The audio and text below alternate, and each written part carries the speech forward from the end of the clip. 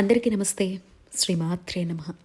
మీరంతా క్షేమంగా ఉన్నారు అని భావిస్తూ నూతన ఆంగ్ల సంవత్సరంలో ఒక అద్భుతమైనటువంటి వీడియోతో మీ ముందుకు వచ్చేసాను.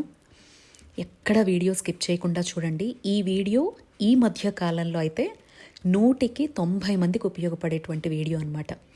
సో 3 ఏళ్లుగా మన ఛానల్లో అందించాలి అనుకుంటున్నాను. దేనికైనా సమయం రావాలి అంటారు కదా. యాక్చువల్లీ ఇప్పుడు కూడా సమయం కాదు, ఎందుకంటే మూఢం నడుస్తోంది. ముందుగా అయితే మాత్రం ఒక విషయం మీ అందరికీ తెలియజేస్తాను.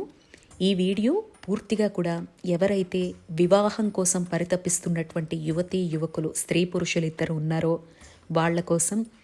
కుజదోషం పట్టి పీడించేస్తోంది మమ్మల్ని, ఏ పని కానివ్వట్లేదు, అసలు వివాహం మాత్రమే కాదు సంసారంలో కూడా ఇబ్బందులు ఎదుర్కొంటున్నాం అనుకునే వారికి కావచ్చు. ఇలా మాట్లాడుతున్నందుకు క్షమించండి. అందరి జీవితాలు లేకపోతే అందరి నిర్ణయాలు ఒకేలా ఉండకపోవచ్చు. కొంతమంది లైఫ్లో సెటిల్ అయిన తర్వాత వాళ్ళ పెద్దవాళ్ల అనుమతితో ప్రేమ వివాహాలు చేసుకోవాలి అని అనుకుంటారు. అలాంటి వాళ్ళ కోసం, అంటే జీవితంలో అన్నీ సెటిల్ అయ్యి జీవితం చక్కగా ఉంది, సో ఇక మా పెద్దవాళ్ళు ఒప్పుకుంటే బావున్ను, మా పెద్దవాళ్ళ అంగీకారంతో వివాహం చేసుకోవాలనుంది అనుకునే వాళ్ళకి ఇది అద్భుతమైన వ్రతం, కాత్యాయని వ్రతం. శ్రీ కాత్యాయని వ్రతం అనేది అంత సామాన్యమైనటువంటి విషయం కాదండి. అంత సులభంగా చేసేసుకునేటువంటి వ్రతం కూడా కాదు. కానీ మీకు తెలుసు కదా, చాలా సులభమైనటువంటి మార్గాల ద్వారా మాత్రమే మన ఛానల్లో నేను మీకు వీడియోస్ అందించడం జరుగుతుంది. 1 క్లిష్టమైన పద్ధతిని చెప్తాను, 2 సులభమైన విధానాన్ని చెప్తాను. మీ జీవన శైలి రీత్యా ఏదైనా కూడా ఒకటి మీరు ఎంచుకొని చక్కగా భక్తి శ్రద్ధలతో ఆచరిస్తే ఏదైనా కూడా విశేషమైనటువంటి ఫలితాన్ని ఇస్తుంది. కాబట్టి ఎంతో అద్భుతమైనటువంటి అన్యోన్య దాంపత్యమైన, మగవాళ్ళైనా ఆడవాళ్ళైనా నచ్చిన వ్యక్తిని వివాహం చేసుకోవడం కోసమైనా, అలాగే శ్రీరామచంద్రమూర్తి అంత సకల గుణాభిరాముడు రావాలై భర్తగా అని కోరుకునేవారు, సీతమ్మ తల్లంతా చక్కనైనటువంటి భార్య రావాలి అని కోరుకునేటువంటి మగవారైనా ఎవరైనా చేసుకోదగ్గ విధంగా కాత్యాయని వ్రతాన్ని మీకు ఈ వీడియోలో అందించడం జరుగుతోంది. సో ఎందుకు ముందు వీడియో స్టార్ట్ చేసేటప్పుడు ఇప్పుడు సందర్భం కూడా కాదు అన్నానంటే, ఈ సంవత్సరంలో ఈ వీడియో పెట్టిన తర్వాత ఎవరైనా మొదలు పెట్టాలి అంటే మాత్రము 2026లో ఫిబ్రవరి 17వ తారీఖు వరకు కూడా శుక్ర మౌఢ్యమి నడుస్తోంది. కాబట్టి మూఢంలో ఇటువంటి వ్రతాలు మొదలు పెట్టకూడదు. జనరల్గా మనం నిత్యం చేసుకునేవి మన జీవితాల్లో ఆల్రెడీ భాగంగా చేసుకున్నాం, ఇయర్లీ వన్స్ చేస్తాము అనుకునేవి ఏవైనా కంటిన్యూ చేసుకోవచ్చు. కానీ కాత్యాయని వ్రతం లాంటివి కొన్ని ఇప్పటి వరకు చెయ్యనటువంటివి, విశేషంగా కొన్ని పద్ధతులు నియమాలతో కూడుకున్నవి ఏవైనా కూడా మూఢం లేకుండా చూసుకోవాలి అనే శాస్త్రం చెప్తోందండి. లేదు మీ ఇంటి బ్రహ్మగారైనా లేకపోతే మీ ఇంటి పెద్దవాళ్ళైనా పర్వాలేదమ్మా, మనకు అలాంటివి ఏం లేవు, మన పూర్వీకులు చేశారు ఈ వ్రతాన్ని కాబట్టి నేను మిమ్మల్ని దగ్గరుండి చేయిస్తాను అని మీ ఇంట్లో వాళ్ళు ఎవరైనా చెప్పి చేయించుకుంటే నో ప్రాబ్లం, వాళ్ళ అనుమతితో మీరు చేసేసుకోవచ్చు. అయితే నియమాలు ఏముంటాయి, ఎలా చేసుకోవాలి, ఎవరు చెయ్యాలి, పద్ధతులేంటి, పూజా విధానం ఏంటి, ప్రతిదీ కూడా పూసగుచ్చినట్టుగా చెప్పాలి అనుకుంటున్నానండి. దయచేసి ఈ వీడియో ఎక్కడా స్కిప్ చేయొద్దు. అలాగే నేను ఒక్కొక్కటి వ్రతానికి సిద్ధం చేసుకున్నది, వ్రతం చేసిన విధానం మీరు వీడియో చూస్తూ ఉండండి, నేను చెప్పేటువంటి మాటలు వినండి. భగవంతుడు చాలా చాలా సమస్యలకి పరిష్కార మార్గం ఆరాధన ద్వారానే మన ముందు పెట్టడం జరిగిందండి. మనం కాకపోతే గుర్తించలేకపోతున్నాము, ఆచరించేటువంటి మార్గాలు అనేవి మనకి ప్రస్తుత జీవన శైలిలో కుదరట్లేదంతే. అలా కుదుర్చుకుంటాము అనుకుంటే మాత్రం కాత్యాయని వ్రతం ఇప్పటిది కాదండి, యుగాల నాటి వ్రతం. మనకి త్రేతాయుగంలో తీసుకుంటే సీతమ్మ తల్లి చేసినట్టుగా తెలుస్తోంది. ద్వాపర యుగంలో రుక్మిణమ్మ కూడా కృష్ణయ్య కోసం ఈ వ్రతం చేసినట్లుగా తెలుస్తోంది. అలాగే పార్వతమ్మ తల్లి శివయ్యను వివాహం చేసుకోవాలి హిమవంతుని కూతురుగా పుట్టిన తర్వాత ఈ వ్రతం చేసే స్వామివారిని మళ్ళీ వివాహం చేసుకున్నారు అని చెప్పబడుతోంది. ఇక రంగనాథుణ్ణి వివాహం చేసుకునేందుకు గోదాదేవి అమ్మవారు మార్గశీర్షంలో 41 రోజుల పాటు ఒక దీక్షగా చేపట్టి ఈ వ్రతాన్ని చేశారు. అసలు మనం తిరుప్పావై ఇవన్నీ చదువుతూ ఉంటాము, అమ్మ వ్రతం చేపట్టారు అని వింటాం, కానీ అమ్మవారు చేసినటువంటి ఏకైక వ్రతం ఈ కాత్యాయని వ్రతం అనమాట. ఈ వ్రతాన్ని ఆచరిస్తూనే మొత్తం ఊర్లో ఉండే ఆడపడుచులందరినీ కూడా పిలుచుకొచ్చి వాళ్ళని కూడా భాగస్వామ్యుల్ని చేసి ఈ వ్రతంలో అమ్మ రోజుకొకటి కృష్ణయ్య మీద ఉండేటువంటి భక్తిని, రంగనాథుడి మీద ఉండేటువంటి భక్తిని తిరుప్పావైగా రోజుకొకటి చక్కగా వదులుతూ ఉంటారనమాట ఆ పాశురాలన్నీ కూడా. సో ఇంత అద్భుతమైనటువంటి యుగాల నాటి కాత్యాయని వ్రతం అనేది సామాన్యమైనదైతే కాదు అని మీకు అర్థమవుతోంది కదండి. కాబట్టి ముందుగా ఈ కాత్యాయని వ్రతాన్ని మీరెవ్వరు చేయాలని సంకల్పించినానండి, మార్గశీర్ష మాసంలోనే చేయాల్సి ఉంటుందన్నమాట. దీక్షగా 31 రోజుల పాటు లేదా 41 రోజుల పాటు చేయాల్సినటువంటి వ్రతం అనమాట. ఇది మొదటి విధానం. మరి ఇప్పటికే అయిపోయింది కదా, ఇప్పుడు చెప్తున్నారేంటి సంతోషి అంటే, మీకు ఆల్రెడీ చెప్పాను కదండి, మౌఢ్యమి నడుస్తోంది కాబట్టి నేను ఇప్పుడు పెట్టినా ప్రయోజనం లేదు అనేటువంటి ఉద్దేశంతోనే నేను ఈ వీడియోని పెట్టడం జరగలేదన్నమాట. కానీ ఇప్పుడు ఎందుకు చెప్తున్నాను అంటే, మీకు ఫిబ్రవరి 17 అయిపోయిన తర్వాత మీరు పాల్గొనంలో అయినా, ఆ తర్వాత వచ్చే వైశాఖంలో అయినా, చైత్రంలో అయినా, లేదా కాస్త మనసుని కుదుటపరుచుకొని కావలసినటువంటివన్నీ సిద్ధంగా పెట్టుకొని శ్రావణం దగ్గరకు వస్తోంది అన్న ఈ వ్రతాన్ని మీరు మొదలు పెట్టుకోవచ్చు. ఇప్పుడు అర్థమై ఉంటుంది కదా. విశేషంగా అయితే మాత్రము కేవలం మార్గశీర్షం ధనుర్మాసంలో మాత్రమే మనం ఈ వ్రతాన్ని చేయాల్సి ఉంటుంది. మొత్తం కంటిన్యూస్గా ఆడవాళ్ళకి వచ్చే ఆటంకం 5 రోజులు వదిలేసి అన్ని రోజులు ఒక దీక్షగా ఒక మాల ఎలా వేసుకుంటామో అలా చేయాల్సి ఉంటుంది.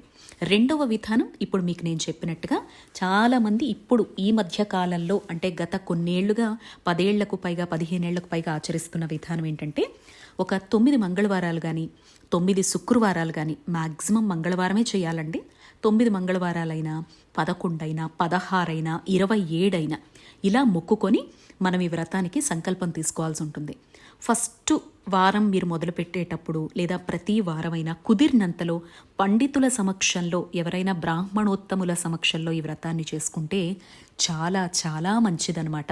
మీరు పెళ్ళైన వారు అయిన వారైతే వివాహంలో ఎటువంటి ఇబ్బందులున్నా మీ సంసారంలో, లేదా ఆల్రెడీ విడాకులైపోయి మళ్ళీ జీవితం బాగుపడాలని పరితపించేవారైనా, మళ్ళీ జన్మైనా చాలా బాగుండాలి అని పూర్వ సువాసినులైనా కూడా చెయ్యొచ్చు అని చెప్పేసి ఈ వ్రత విధానం ద్వారా చెప్పబడుతోందండి. కాబట్టి పెళ్లి కాని వారైతే మంచి వివాహం జరగాలని, లేదా వివాహాలు ఆలస్యం అవుతున్నాయి కాబట్టి త్వరితగతిన జరగాలని, పెళ్ళైన వాళ్ళు సంసారంలో ఇబ్బందులన్నీ తొలగిపోయి చక్కగా అమ్మ కంటికి రెప్పలా కాపాడుకోవాలి, పార్వతీ పరమేశ్వరుల్లా కలిసి ఉండాలి అనేటువంటి భావన రీత్యా, కొత్త జీవితాన్ని ప్రారంభించాలి అనే రీత్యా ఈ వ్రతాన్ని ఎవరైనా ఆచరించవచ్చు అనమాట. అది ఎప్పుడు అనుకున్నాం కదా. అయితే ధనుర్మాసం లేదా మార్గశీర్షం కుదరకపోతే మూఢమి లేకుండా ఏ నెల అయినా చూసుకొని కొన్ని వారాల పాటు మీరు మొక్కుకొని ప్రారంభించవచ్చు, ఒక చక్కనైన తిథి చూసుకొని. లేదు అంటారా, మామూలుగా అయితే రేపు మకర సంక్రాంతి నుంచి కూడా మూఢంని పట్టించుకోకపోతే చాలామంది ప్రారంభిస్తారు, లేదా ప్రతి నెలలో మాస శివరాత్రి వస్తుంది కదా, ఆ రోజున ప్రారంభించే వాళ్ళు ఉంటారు. లేదు అంటారా, కొంతమంది వాళ్ళ జన్మ నక్షత్రం ఏ రోజైతే పడుతుందో ఆ రోజు ప్రారంభించి మంగళవారాల పాటు మొక్కుకొని ఒక 9, 16, 11, 27 ఇలా మొక్కుకొని కూడా చేస్తూ ఉంటారనమాట. ఎలా అయినా కూడా మనం మొక్కుకొని వ్రతాన్ని చేయొచ్చండి. మీరైతే ఎప్పుడు కావాలంటే అప్పుడు సంకల్పం తీసుకుంటారు అని చెప్పేసి ఇప్పుడైనా మంచిదే కదా అని ఈ ధనుర్మాసంలోనే మీకు అందించడం జరుగుతోంది. ఇక ఇక్కడి నుంచి నియమాలు విధానం చెప్తానండి, జాగ్రత్తగా వినండి. ఫస్ట్ అయితే మీరు ఇప్పటి వరకు చూశారు కదా నైవేద్యం ప్రిపరేషను. ఇదేంటంటే ధనుర్మాసంలో అంటే మార్గశీర్షంలో ప్రారంభించి ఎవరైతే ఒక దీక్షగా 31 రోజుల పాటు చేయాలనుకుంటారో వాళ్ళు మొదటి 15 రోజుల పాటు కట్టె పొంగలి చేస్తారనమాట. నైవేద్యంగా రోజు పార్వతీ పరమేశ్వరుల్ని మనం పెట్టుకోవాల్సి ఉంటుంది. ప్రత్యేకంగా పీఠం పెట్టుకోవచ్చు, ఒక దీక్షగా ఒక మాల వేసుకున్నట్టుగా భావించి మనం పీఠం పెట్టుకొని చేసుకోవచ్చు. అఖండ దీపం పెట్టి కలశం మాత్రం ఖచ్చితంగా పెట్టాలి. మీకు అందుకే నేను ఇక్కడ ప్రతిదీ కూడా క్లియర్ కట్గా చూపించడం జరుగుతోందండి. కలశం కూడా వరుణ కలశం చక్కగా పెట్టుకోవాల్సి ఉంటుంది. కలశం సంప్రదాయం లేదు అంటే మామూలుగా అయితే చెప్తున్నానండి, ఏ పూజకి వ్రతానికైనా కలశం సంప్రదాయం లేకపోయినా పర్వాలేదు, కానీ కాత్యాయని వ్రతానికి మాత్రం ఖచ్చితంగా కలశారాధన ఉండాలి అనే శాస్త్రం చెప్తోందండి. మరి కలశం లేదు అంటే నేనైతే ఒక మాట చెప్తానండి, కొన్నిటికి పర్వాలేదు మీ ఇష్టం అని నేను అనలేను. మీ ఇంటి బ్రహ్మగారు మీకు దగ్గరలో ఉండే పండితుల దగ్గరికి వెళ్ళి నాకు కాత్యాయని వ్రతం చెయ్యాలని ఉందండి, కానీ మా కుటుంబంలో కలశం సంప్రదాయం లేదు, ఈ ఒక్క వ్రతం కోసం నేను కలశం పెట్టుకోవచ్చా అనేటువంటి విషయాన్ని వాళ్ళని అడగండి. ఎందుకంటే శాస్త్రంలో ఏదైతే లేదో ఆ విషయాన్ని చెప్పడం అనేది కరెక్ట్ కాదండి. ఎందుకంటే ఇది కొంచెం చాలా జాగ్రత్తగా యుగాల నాటి వ్రతము కాబట్టి ఏదైతే చెప్పబడుతోందో అది చెప్పడమే విధానం. కాబట్టి మీరు అర్థం చేసుకొని మీ పండితుల్ని అడిగి మీరు నిర్ణయం అనేది తీసుకోండి. నేనైతే కలశారాధనతోనే మీకు ఇక్కడ చూపించడం జరుగుతోంది. అండ్ పార్థివలింగం ఎందుకు చేశానంటే, మన దగ్గర మనం శివపార్వతుల ప్రతిమ కానీ లేదా వాళ్ళకు సంబంధించి ఏదైనా లోహము అంటే విగ్రహాలు లాంటివి ఉన్నా పెట్టుకోవచ్చు అనమాట. లేదు అంటారా, కాత్యాయని అమ్మవారివి గూగుల్లో మీరు డౌన్లోడ్ చేసుకొని యంత్రంతో కూడుకున్నటువంటి ఫోటోని తెచ్చుకుంటే స్వామివారి తొడ మీద కూర్చున్నట్టుగా అమ్మవారు ఉంటారు. ఇదిగో ఇక్కడ కనిపిస్తున్నారు చూడండి, ఎడమ తొడ మీద కూర్చున్నట్టుగా. ఇలాంటిది మీరు తెచ్చి ఒక ప్రింటౌట్ రూపంలోనో పటంగానో కట్టించుకొని కూడా పెట్టుకోవచ్చు అనమాట. అలా పెట్టి కూడా నెల రోజుల పాటు చేయాలంటే కేవలం మార్గశీర్ష మాసంలోని అలా మనం 31 రోజులు మొక్కుకొని ఎవ్రీడే కూడానండి పొద్దున్నే లేవాలి. ప్రతిరోజు ఇంటి ముందర ఒక చక్కని ముగ్గు వేయాలి. ఆవు పేడ తెచ్చుకొని ఒక చిన్న గొబ్బిళ్ళు లాంటిది చేసి దానిపైన పువ్వు పెట్టి రోజు ముగ్గు వేసుకోవాలి. గడప ఎప్పుడు పచ్చగా ఉండేలాగా చూసుకోవాలన్నమాట. అమ్మ, అనుకోనటువంటి ఆటంకాలు రాకుండా జాగ్రత్తగా ఈ వ్రతం చేసేలా చూడు అని సంకల్పం తీసుకోవాలి. పార్వతీ పరమేశ్వరుల్ని మన పూజా మందిరంలో కానీ ప్రత్యేకంగా పీఠం రూపంలో కానీ పెట్టుకొని రోజు కూడా పూజ ఎలా చేయాలో కూడా చెప్తాను. ఫస్ట్ అయితే మీకు కఠినమైన విధానాన్ని మీకు నేను చెప్పడం జరుగుతోంది కాబట్టి వినండి. అలా మీరు ఒక సంకల్పం తీసుకొని పూజా మందిరంలోనో ప్రత్యేక పీఠమో మనం పెట్టుకున్న తర్వాత రోజు ముగ్గు అనేది వేయాలి. ఆరోగ్యం సహకరించినంత వరకు ప్రతిరోజు తలస్నానం చేయాలి. కుదరలేదు అంటే గనక కనీసం మంగళవారం నాడు, శుక్రవారం నాడు, శనివారం నాడైనా స్నానం చేసుకునేలాగా చూసుకోవాలన్నమాట. ఇంకా ఆ తర్వాత పెళ్ళి అయిన వాళ్ళైతే తప్పకుండా బ్రహ్మచర్యాన్ని పాటించాలండి. పెళ్ళి కాని వారైతే మాత్రం భూసైనం, సాత్వికాహారం. ఇంకా భూసైనం, సాత్వికాహారం అయితే ఆరోగ్యం సహకరించినంత వరకు ప్రతి ఒక్కరికి కూడా వర్తిస్తుందండి. ఇది ఖచ్చితంగా గుర్తుపెట్టుకోండి. ఈ వ్రతాన్ని శ్రీవ్రతం అని కూడా పిలుస్తూ ఉంటారండి. మనం చూస్తూ ఉంటాం సోషల్ ప్లాట్ఫామ్స్లో ఇప్పుడు చాలామంది చక్కగా ఆచరిస్తూ ఉన్నారు. మనకి ప్రేమ్ యాస్థెటిక్స్ అని చెప్పి ఒక అబ్బాయి చేస్తూ ఉంటాడు చూడండి, ముగ్గులు అవి వేస్తూ చక్కగా రోజు ఆ అమ్మవారికి సంబంధించి ఆరాధన చేస్తూ గొబ్బెమ్మను పెంచుకుంటూ వెళుతూ ఎంత బాగా చేస్తూ ఉంటాడో వాటిని శ్రీవ్రతం అని చెప్పి పిలుస్తారనమాట. వైష్ణవులైతే ఎంతో పవిత్రంగా ఈ వ్రతాన్ని ఆచరించడం జరుగుతుంది. కానీ ఇప్పటి వరకు భక్తి శ్రద్ధలతో, నియమ నిష్టలతో ఉన్నంతలో చక్కగా కాత్యాయని వ్రతం ఆచరించిన వాళ్ళు అందమైనటువంటి రామచంద్రుడు లాంటి భర్తను పొందిన వాళ్ళు ఉన్నారు. వాళ్ళ జీవితం అంతా సుఖమయంగా ఉన్నవాళ్లే ఉన్నారు తప్ప ఇప్పటి వరకు ఈ వ్రతాన్ని చేసి ఎవ్వరూ కూడా చెడిన వాళ్ళైతే లేరనమాట. అంతటి అద్భుతమైనటువంటి వ్రతం అండి. సో నియమాలు కాస్త కఠినంగా ఉంటాయి. మనం మార్గశీర్షము ధనుర్మాసంలో మొక్కుకొని చేస్తాము అని అనుకుంటే మాత్రం ఈ విధంగా కొన్ని నియమాలకు కట్టుబడి సాత్వికాహారం, పొద్దున్న ఫలాహారం లాంటివి తీసుకున్న మధ్యాహ్నం ఉల్లి వెల్లుండి మాంసాహారం లాంటివి లేకుండా ఒక పూట భగవంతుడికి నివేదించి మనం భోజనంగా తీసుకొని రాత్రి పాలో పళ్ళో తీసుకొని ఇలా నెల రోజుల పాటు ఉండాల్సి ఉంటుంది. లేదు అంటామా 9 మంగళవారాలు ఎవరైతే మొక్కుకుంటారో లేదా 16 ఇలా ఎన్ని వారాలు మొక్కుకున్నారో ఆ రోజంతా ఈ నియమాలన్నిటికీ కట్టుబడి ఉండాలి. ఇక అమ్మవారికి ఈ కాత్యాయని అమ్మవారిగా మనం ఆరాధన చేస్తాం. కాత్యాయని అమ్మ సాక్షాత్ శివయ్యను భర్తగా పొందడం కోసం దీక్షా స్వరూపంలో ఆవిడ మనకొచ్చినటువంటి రూపం అనమాట. మనము దసరా శరన్నవరాత్రులు వస్తాయి కదా, అప్పుడు కాత్యాయని అనేటువంటి రూపాన్ని చూస్తాం చూడండి. అమ్మ దీక్షా స్వరూపంలో ఉండే స్వామివారి కోసం చేసినటువంటి అద్భుతమైనటువంటి ఒక అవతారం అనమాట. ఆ తల్లిని పూజించడం ద్వారా ఇన్ని సౌఖ్యాలు మనకి కలుగుతాయి. అయితే అమ్మకు ఎరుపు రంగు అంటే చాలా ప్రీతని చెప్తారు. కనకాంబరాలు కానీ, ఎర్రని మందారాలు కానీ, అలాగే నైవేద్యంగా చెప్పాను కదా, దీక్షగా చేసేవాళ్ళైతే మొదటి 15 రోజులు కట్టు పొంగల్ చేస్తారు. మిగతా 15 రోజులు ఏంటంటే క్షీరాన్నం కానీ పళ్ళు కానీ నివేదన చేస్తారు. లేదా మనకి చక్కెర పొంగలి అది కూడా నైవేద్యంగా పెడతారు. లేదా వారాల పాటు మొక్కుకొని చేస్తాము అనుకునే ఎవరైనా కూడా ఆ రోజున అయితే కట్టె పొంగలి లేదా చక్కెర పొంగలి ఈ రెండూ కలిపి చేయొచ్చు. లేదా కేవలం గుడాన్నం, బెల్లం వేసినటువంటి క్షీరాన్నం అనమాట. సో అది కూడా మనం బెల్లం వేసినటువంటి బెల్లం అన్నం అంటాం కదా, అది కూడా నివేదనగా పెట్టొచ్చు. అసలు కుదరకపోతే పళ్ళను కూడా నివేదనగా పెట్టొచ్చు అనమాట. సో ఇంట్లో శివలింగం ఉంటే మాత్రం పీఠం దగ్గర పెట్టుకోండి. రోజు చక్కగా ఒక స్పూన్ నీళ్ళైనా స్వామివారి మీద కుమ్మరించండి. చాలా చాలా మంచిదన్నమాట. ఎందుకంటే ఆ తల్లి వ్రతాన్ని చేసేటప్పుడు నిత్య అభిషేకం చేస్తుందన్నమాట స్వామివారికి పార్థివ లింగాన్ని చేసుకొని. అందుకే మీకు నేను సోమవార వ్రతం ఎలాగో ఇందులో కూడా మీకు పార్థివ లింగాన్ని చేసే పెట్టి చూపిస్తున్నాను. కనకాంబరాలు అయితే ఫస్ట్ ప్రిఫరెన్స్ అని చెప్తారు. లేదా మనకు ఆ సీజన్లో దొరికే పరిమళ భరితమైనటువంటి పుష్పాలు ఏవైనా ఉపయోగించవచ్చు. ఎరుపు రంగు మాత్రం ఈ వ్రతానికి చాలా ప్రీతి. అలాగే ఖచ్చితంగా ఈ వ్రతం చేసేవాళ్ళు ఎవరైతే ఉంటారో వాళ్ళు ఎరుపు రంగు వస్త్రాలను ఆ రోజు ధరించాలి.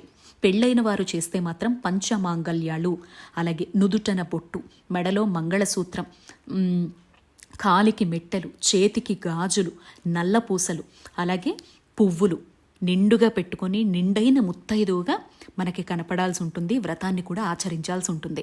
పెళ్లి కాని వారైనా కూడా చక్కగా మీరు ఒక ఎర్రని వస్త్రాన్ని ధరించి సంప్రదాయబద్ధంగా జుట్టు లాంటివేవి విరపోసుకోకుండా జడ వేసుకొని చక్కగా ఎర్రని పుష్పాలు ఏవైనా మనకి అలంకరించుకొని చేతి నిండా గాజులు వేసుకొని మనస్ఫూర్తిగా భక్తి శ్రద్ధలతో నమ్మకంతో ఆచరిస్తేనండి కుజదోషం ఉంటే మాత్రం తప్పకుండా పోతుంది. కొంతమందికి జాతకపరంగా తెలియక కుజదోషం ఉన్నా కూడా వాళ్ళు దాన్ని దాచి కావచ్చు, ఏం కాదులే అనేటువంటి ఉద్దేశంతో వేరొక జాతకులకిచ్చి వివాహం చేసేస్తారు.